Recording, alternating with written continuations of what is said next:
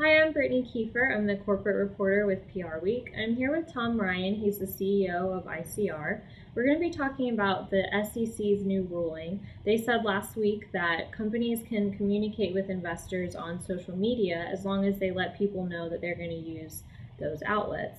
So, Tom, what's been your sense since that came down? How comfortable are companies with actually using social media in that space?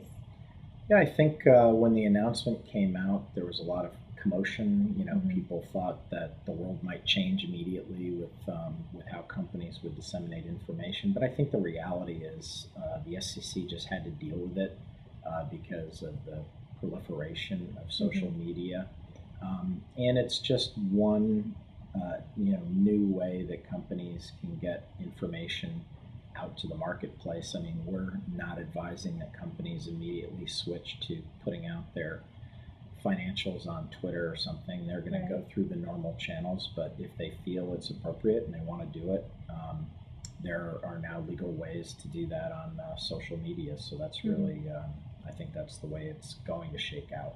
What opportunities do you think that this presents for investor relations and corporate communications professionals?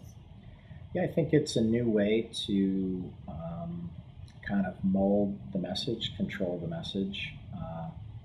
You know, a long time ago, companies would just put out their 10Q with their financial results, and that's all that disclosure was comprised of. Yeah.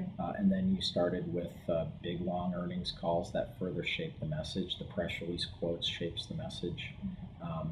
And PowerPoints shape the message. This is just a new way to do that, but I think it has to be done in a very conservative way, just given that it's a brand new channel, and there's certainly with Twitter, there's a limited number of characters, and you're obviously only taking part of the whole story. So I think you have to be very conservative about it. Yeah. Well, what would you tell companies not to do if they're using social media? Sure, I think I would discourage them from saying, hey, we reported earnings per share of 40 cents versus 30 cents, and only doing that on Facebook or on Twitter or some other social media outlet. We just merged our company with another company and not doing, not only doing that on a social media channel. I think that companies need to keep doing exactly what they're doing, an 8K a press release, and then they can take information from there and use it in various channels, whether they want to do a video about it or whether they want to go on Twitter or whether they want to go on Facebook. Once those basics are done and the disclosure policy is out there, they can use social media obviously in a conservative and responsible way, as dictated by a broad team who kind of makes those content decisions. Right. Well, I spoke to someone last week who said they used to set up radio tours with clients and that's how they would disclose information. So can you foresee a time where social media might play a bigger role, or do you think it's always going to be more of a complement?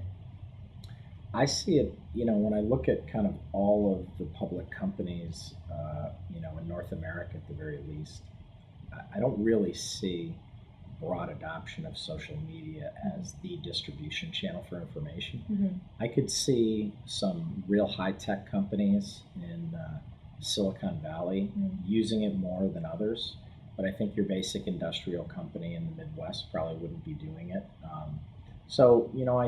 I think the experiment is going to be with the technology companies, those that are social media companies to begin with, and we're going to see what they do. And I just think it's going to pan out over a number of years how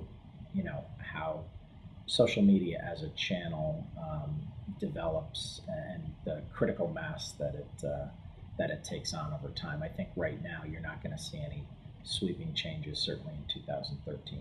Right. Well, thanks for sitting down with us and talking. Yeah, thank you very much.